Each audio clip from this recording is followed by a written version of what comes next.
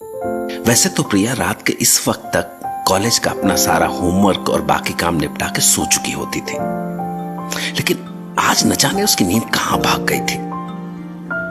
तो वो अपने बिस्तर पर बैठे बैठे अपने दिमाग में कल का प्लान कर रही थी कि तभी अचानक उसके फोन पर लगातार 4-5 बार नोटिफिकेशन वाली घंटी बजी। प्रिया को यह बात बड़ी हैरान कर देने वाली लगी, क्योंकि उसकी फ्रेंड लिस्ट में ऐसा कोई भी नहीं था जो उसे रात के इस वक्त मैसेज करे। उसके जितने भी फ्रेंड्स थे सब जानते थे कि उसे जल्दी सोने की आदत है, तो इस टाइम पर तो वो रिप्लाई नहीं करेगी। तो प्रिया हैरान सी एकटक टेबल पर पड़े अपने फोन को घूरने लगी। 11:11 हो गए हैं, इस टाइम पे मुझे कौन मैसेज कर रहा है? और वो भी सिर्फ एक या दो नहीं, बल्कि इतने सारे मैसेजेस की पूरी बाढ़।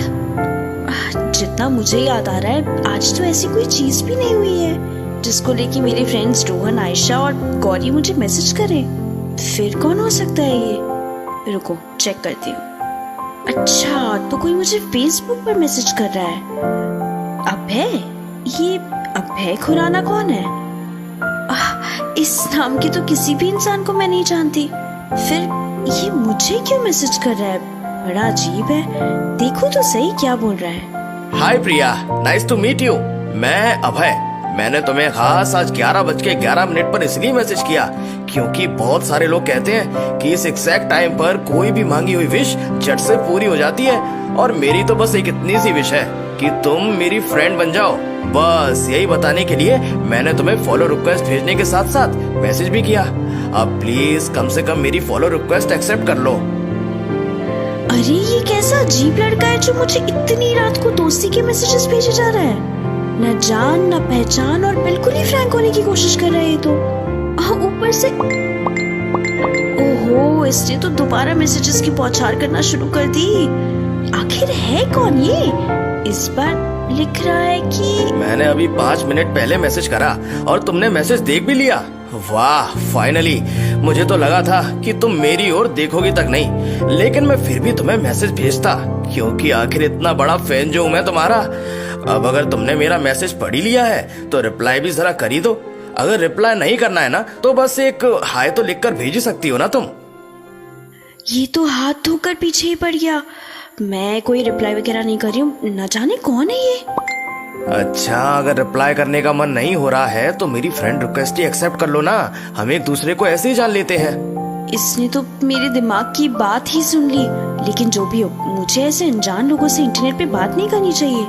होगा कोई ऐसा वैसा दिलफेक आशिक जो हर किसी को परेशान करता रहता है। मैं इग्नोर कर देती हूँ इसे। अरे बाप रे, 11:30 हो गए ये सब फालतू की चीजों में। इस लड़की के चक्कर में मुझे कल सुबह उठने में लेट ना हो जाए। कॉलेज भी धरा का धरा रह जाएगा। हाँ, अब सो जाती हूँ। क्या पता कल तक इसका फ्रेंडशिप का भूत उतर जाए और मुझे मैसेज करना छोड़ दे। अगले दिन प्रिया दोबारा फिर से उसी वक्त यानी रात के 11 बजे फ्री होकर बैठी थी, तो उसके फोन पर मैसेज वाली 3-4 घंटियां एक बार फिर से बजी।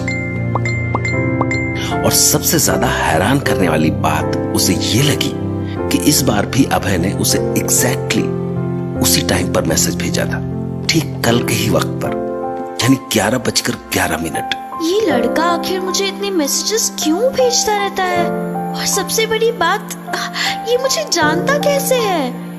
इसे मेरी ही प्रोफाइल क्यों मिली है ऐसे मैसेजेस भेजने के लिए? गुड इवनिंग मिस प्रिया।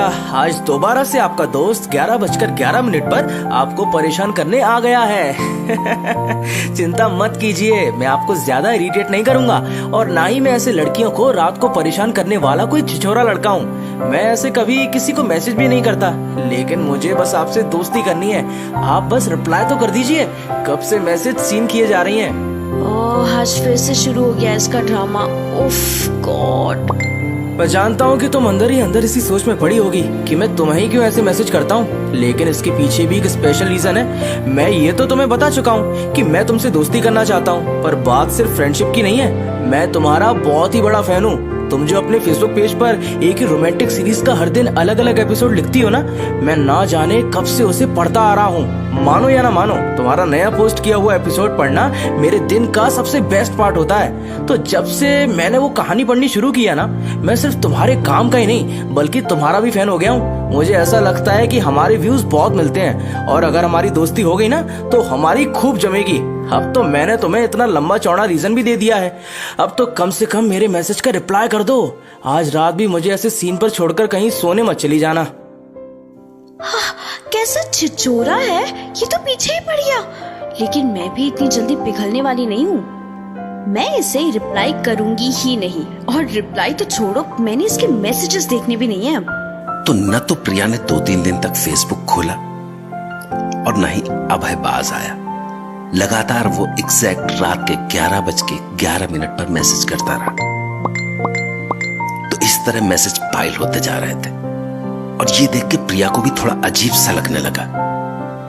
अभय को लेकर उसका दिल पिघला तो नहीं, पर हाँ, उसके दिमाग में ये जानने की क्यूरियोसिटी जरूर जग उठी थी कि आखिर ये अभय है तो है कौन। तो जब इस रात भी उसे अभय का मैसेज आया तो फाइनली उसने उसे खोल के देखा।